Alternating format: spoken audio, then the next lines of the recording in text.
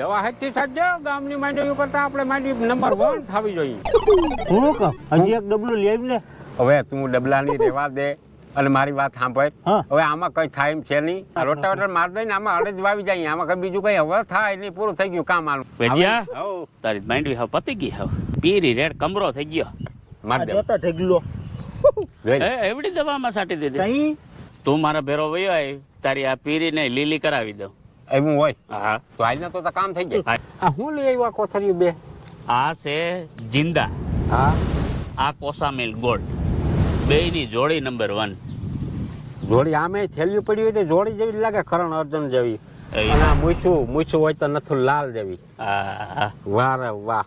કેમાં મને એક ઈ વિચાર આવે કે આ આવડી થેલી મારા ખેતરમાં પૂરી કેમ થાય? આમાં ઉડાડ નાખું કે પંપમાં નાખી? એટલે તું ગમે એ રેતી અથવા ભીની માટીને લોયામાં નાખી બેરી નાખી અને તું છંટકાવ કરી સમજાય. આના પર કેટલું આને નાખવું વીઘા?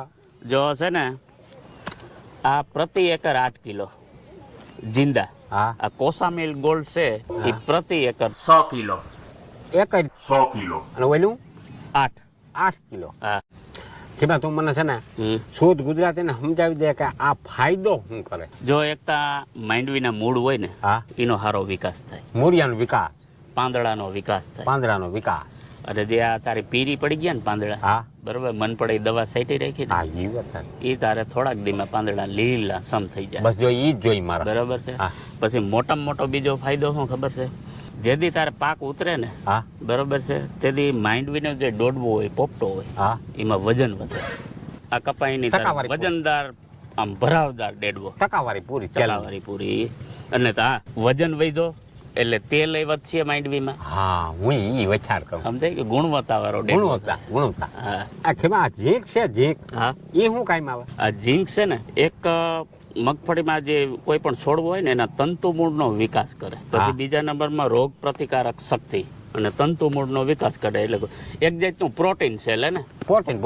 હા આ પીરાય મારો ઈ થેલી આ હે ને આનો મગફળી આપણે છોડવા હોય ને એનો પીએચ સમતુલિત રાખે, સમતુલિત કરે. સમજાઈ ગયું? જેને કારણે તેલની ટકાવારી વધે. હા બસ ઈ જ હોય. સમજાઈ ગયું? ઓલા મેન ધોવે. તેલ એટલે તું મારો ભાઈ આઈ જ લઈને ઉપાડ 60 પછી જો 10-12 દી પછી એનું રિઝલ્ટ જોઉં